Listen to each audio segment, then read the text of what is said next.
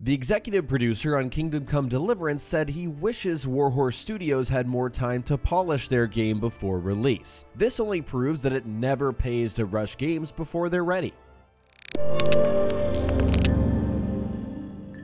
Hey guys, JV here, and today we're discussing how being rushed to release affected Kingdom Come. Before we get into that, just a heads up, you can find daily streams of the newest games as well as commentaries just like this on my Facebook page. So check out the link in the description below and stay tuned for tons of awesome content. This morning, executive producer Martin Klima took part in a Q&A on Warhorse Studios' official site. Along with describing the 6 years of development on the project and his role at the studio, Klima made one comment that stood out above all else. He said, quote, "I freely admit though that I wish we had more time to polish the game before the release. That's what a AAA game deserves." Though at the same time, Klima claims that Kingdom Come isn't a traditional AAA game. He attributes this to the game being more hardcore, demanding, and fierce, a true indie game at heart, but with the production value of a AAA title. Klima continued by admitting the 6-year development cycle had its fair share of obstacles and wasted time, but he is generally happy with the final product. Of course, Kingdom Come began as a notable Kickstarter project that raised nearly 4 times its initial goal, bringing in over €1 million in crowdfunding. So, Kingdom Come is a hardcore RPG for those who want less handholding and more realism in their experience. What went wrong? Reviews for the game hover around 70% on average, many attributing their scores to the numerous bugs and game-breaking issues on release. Personally, I was very hyped for the game, but I had to put it down due to the unplayable state it was released in on Xbox One. I already shared my honest feelings after 4 hours of playtime, but since then I've definitely cooled off and I may revisit it in the future. But Kingdom Come was released in an unacceptable state on the Xbox. Back to the topic at hand, the developer has openly admitted they wish they had more time to polish the game. So, whose fault is it for Kingdom Come releasing before it was truly ready? I don't know any more than the general public does, but when you hear something like this, 9 times out of 10 the release date was an absolute deadline set by the publisher.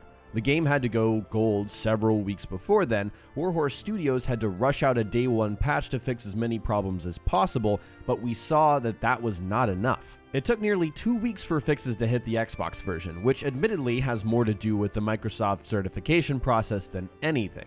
Whether Warhorse requested an official delay on the whole game or not, Deep Silver stuck to their release date with this game, and it did more to harm than help. I can't put my finger on it. Do delays hurt game sales? Certainly not in the case of GTA 5, a game that was delayed several times before release and went on to be one of the best-selling games of all time. Not for The Witcher 3 either, which was delayed for extended periods of time and went on to be considered one of the best RPGs of all time. I know these are only a few examples, but by and large, delays are usually good for games. No matter how long it takes, if your game is polished and it's genuinely good, it doesn't matter how far off it comes out. Why wasn't Kingdom Come: Deliverance delayed? Another reason could have been in the interest of shareholders. Perhaps THQ Nordic believes that delaying their games hurts their stock value. This is completely out of my depth, but I can't imagine a delay would hurt them more than negative reviews. Despite the launch date of Kingdom Come, the game went on to sell 1 million copies in less than 2 weeks. By comparison, Battleborn was published by 2K Games and developed by Gearbox Studios, and it never managed to surpass that mark. I know many people can look past a few bugs if they love the experience enough, but for those on the fence like me, it was a complete turnoff.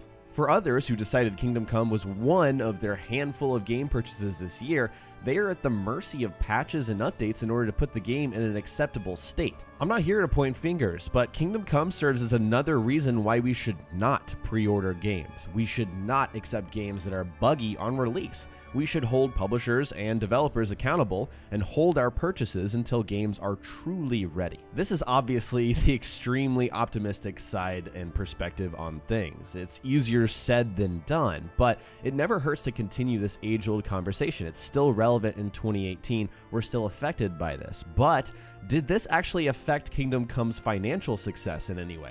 It's hard to tell because, as we know, the casual consumer doesn't seem to care that much and will likely forget that this even happened. What it does do is slowly whittle away at the publisher and developer's reputation. The hardcore community, the ones who watch these videos and follow this news day to day, they will remember.